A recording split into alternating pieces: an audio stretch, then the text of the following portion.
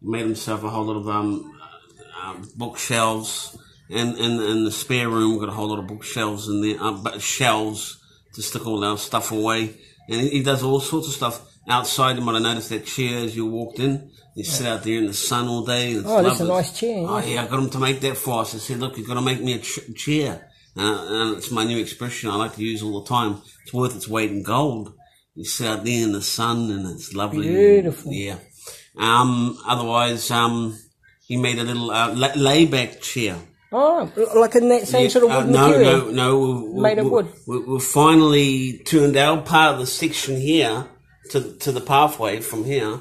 Yes. We planted a whole lot of plants there, all different kinds. Oh, wow. All different kinds of plants out there. You'll see it.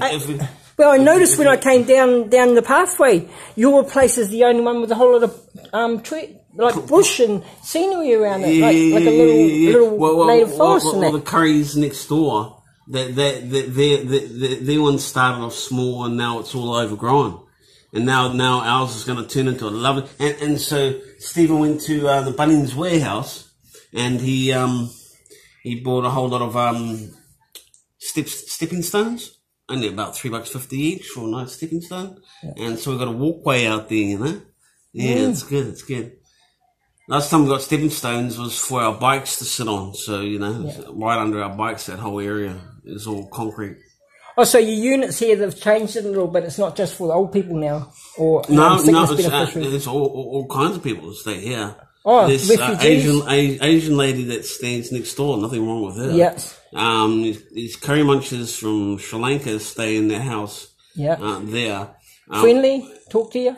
Yeah, actually, me and Stephen try to be friends with them, but our best friends are at number 2, and they hate number 2. They're like that fucking program, if you've ever seen it on TV, called Neighbours at War. Oh, yes. Yeah, they're yelling out at each other all the time and tell that kid to stop riding his bike down the pathway, it's so noisy. All this sort of shit, mate. They go on and on and on and on, fucking on and on and on. They seem like nice people. Are they the ones from Waikiki Island? No.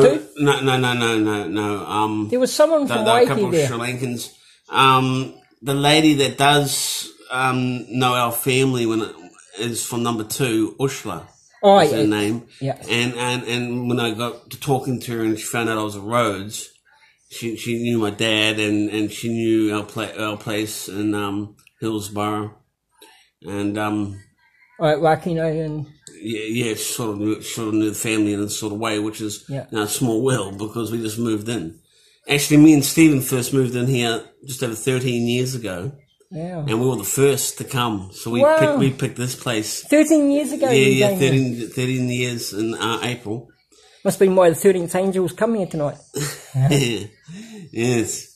And I saw your things on the internet. Oh, I love you, brother. I watched them. Yeah, it was interesting. Oh, you've seen my YouTube channel? With your kid and everything, yeah. Wow. How did you find it? I just looked it up. You told me this to look. You told me something when you left one time and I typed it in and there you go. So we have some Sri Lankans next door, and then we have this Russian guy, and he's really old now. His son's helping him out. He walks around on crutches. And an old lady who turned about 90, she just wouldn't leave that property. She just wouldn't fucking leave. And eventually they got her an old folks home. But before she left, you might have seen a kind of way to walk up. Oh, yes, she had a ramp. Yeah, she had a ramp, yeah. And they had to put a ramp in there for her because she couldn't get down the steps. And they didn't like doing that, No, but they got an old dude in there, a Russian guy. Yeah. His name's Leopold or some fucking thing. And he's a pretty cool dude, mate. He's pretty cool. And he's retired. Yeah, and he's old, and his son's helping him out. He just had a fall recently.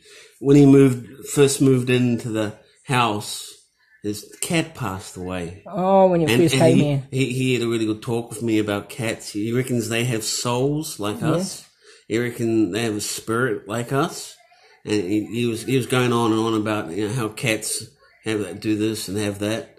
And and it passed away, so he buried it somewhere. Anyway, this is cool. Got to listen to this. Number 1 is a Polynesian family, kids and everything, and they had this cat, but they didn't spade it, and it had 3 little kittens. Oh, yes. But he came round at the same time that was happening, and they were just letting the cats run feral, is the word? Yes. Because if you let them run feral, they start eating the birds and stuff like that, naughty things. Yeah, and he picked one up, and I swear, mate, its front 2 paws and its back 2 paws, and all his coat's black, except for his, like he's got socks on. So they call him Socks. Wow. Oh, I think he calls him Soxy, but I call him Socks. Oh, the Russian guy would be happy. Yeah, which is really cool, because his cat just died virtually the day he moved in here. His socks black and white? This is going back about 6 months now. He's been here about 6 months. What colour's Socks? Socks is completely black, but it's white feet. White feet. Oh, spirit feet with black soul. Cool. I mean, how beautiful! How could I make that? You know, I mean, black coat, but these paws are white, and you have to call them Socks. I mean, come on, you got to call them Spirit Socks with the black soul body. Yeah. Anyway, and that's basically he stays there. It's not for people who just have problems and that. Even though my flatmate, I have a psychiatrist. He's the same psychiatrist as me. They still got your medication? I still have to take medication. Is it by law you still have to take medication? I think so. When I was in hospital, they gave me 6 months. And then I went to see the court people in hospital. The hospital you came down to visit me. Yes. And I went in, and the fucking cunt gave me another 6 months. I couldn't do anything about it. I had a lawyer and everything. And they said, no, give him another 6 months. Well, that's worse than jail. At least when in jail, when you have release time, you get your release time. But you guys, it's up to the doctors, when your release time is. Oh, wow. And we have to, find out if we're allowed to go up to the shop, just to get some smokes or something, Yeah. That was bad days back in the bin. We call it the bin. That's how we refer to it. The bin. And then the bin's been pulled down now while transferred it to something. And right next to it, they've got a whole new, it's called, it's a big Mary name. I fucking forgot what it was.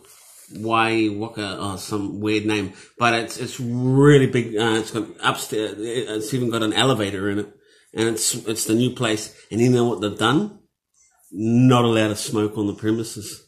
No one's allowed to smoke, and smoke is like breathing for us when we're in hospital. I mean, come on, fuck, we got to have cigarettes. Fuck, it's like breathing. But I think they might be allowed to go outside to the park or something, and something like that. I mean, and is that when they had your right, Is that when they gave you injections and that too? I went through all sorts of stuff, Bruce. I was on Dapixil injections in the arse, haloperidol, clozapine, clonazepam, all sorts of shit. They were trialing me on all sorts of stuff to see which would work. Oh, Ritalin? No. Hypnol, is it?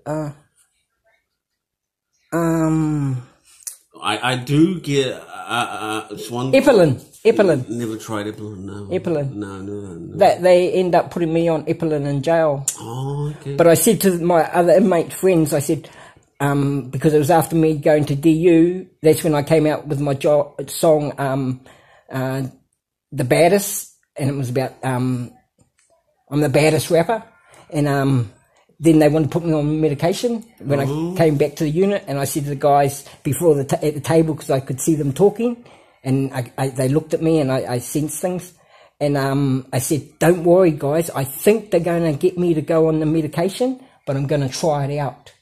And they put me on Ritalin. I tried it out for 3 months. And how that affected?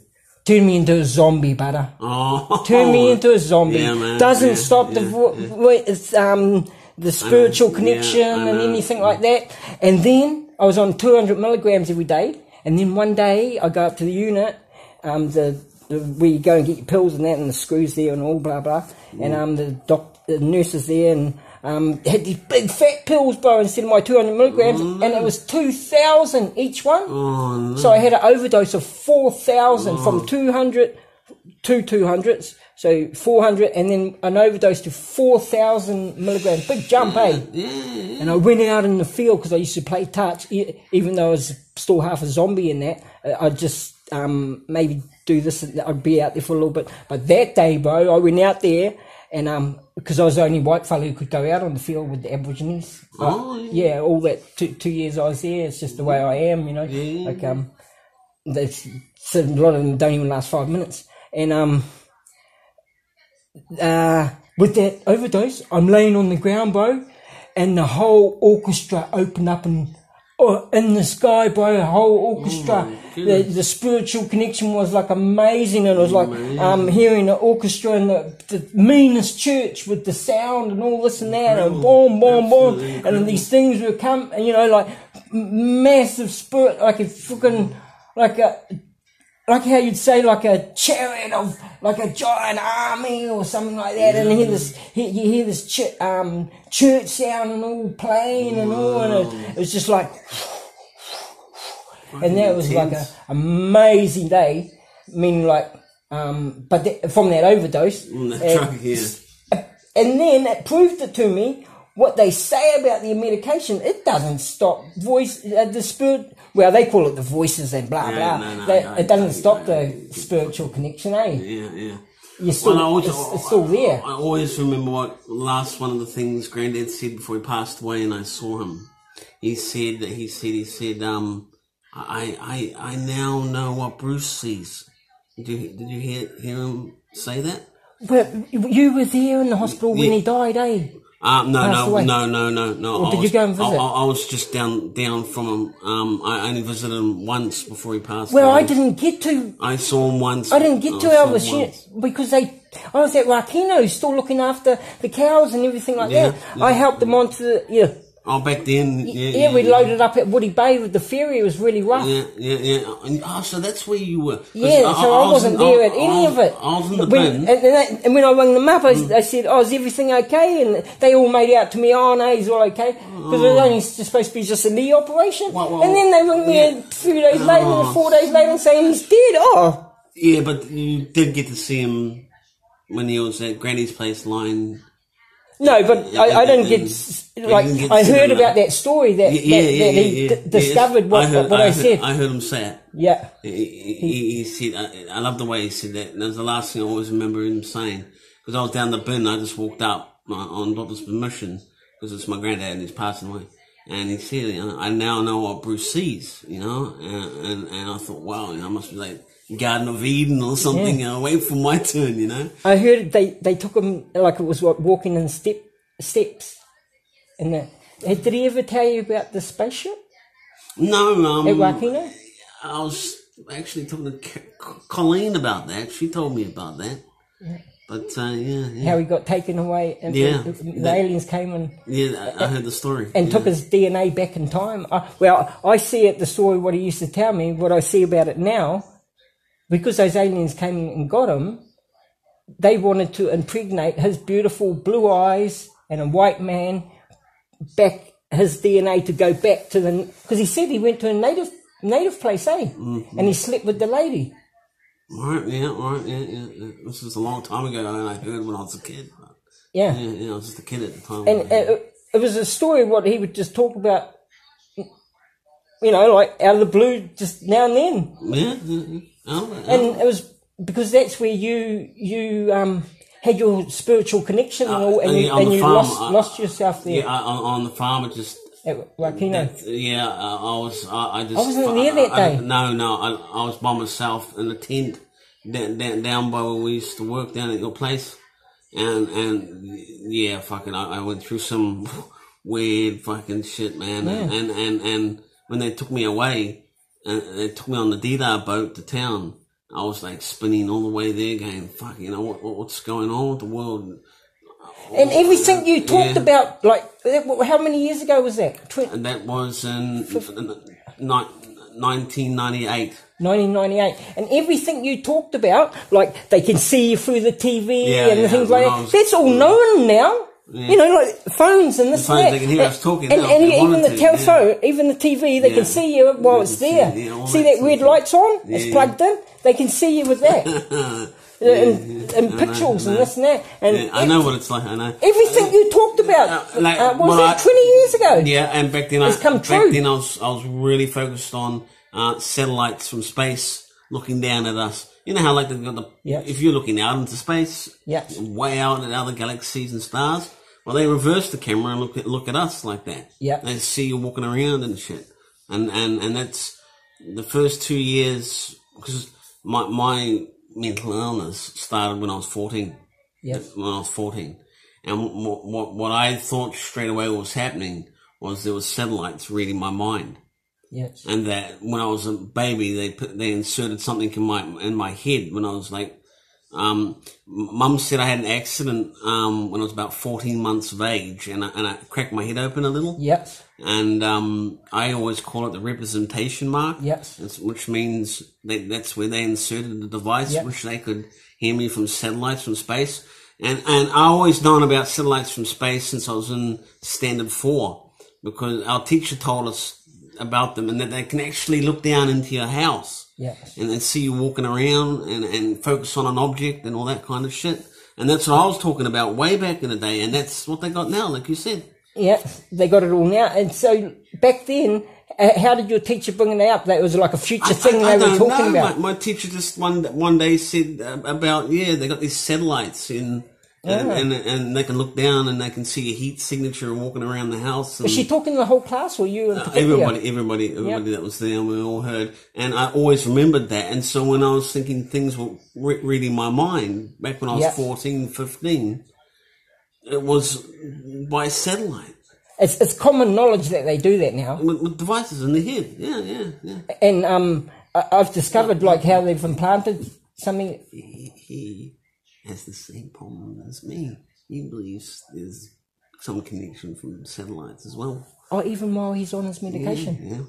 Yeah. No, but that's what he goes through. But go on. That's how I've discovered the medication doesn't work. No, medication doesn't work for me either. No, that's what I mean by it turns you into a zombie. Meaning, what I mean by that is because you forget, you don't bother telling the doctors or telling anybody and this and that. Yeah. You know, like it's sort of like zombie, mallow zombie. Well, like I said, they put me on every medicine under the sun just to try and figure out which would work and which would not. You know, and the one that got me real bad, like you were saying, was haloperidol, and it was fucking hell. It was called haloperidol. No, it was called haloperidol and risperidol.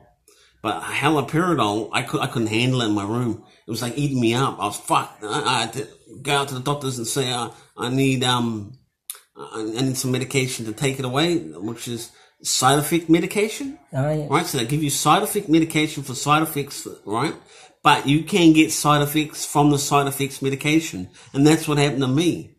So that was fucking weird. But I tell you this, Bruce, the best medication, I take it to this day now, and I have to admit, it does work for me. I use it sparingly, because if I use it too much, I'll get too immune to it. It's called clozapine. Clonazepam. Now, clonazepam is a drug. It's like a street drug. You know, if I took like a handful in a can of beer, I'll be on my ass like someone just injected some shit. Yeah. But I take it. I take it when when I want to, when I'm feeling unwell and that. And I always remember that if you ever come across it, it's called clonazepam. Clonazepam. It's a good one. And they've got me on it's good one. Clozapine. It stops you from worrying about it. Yeah.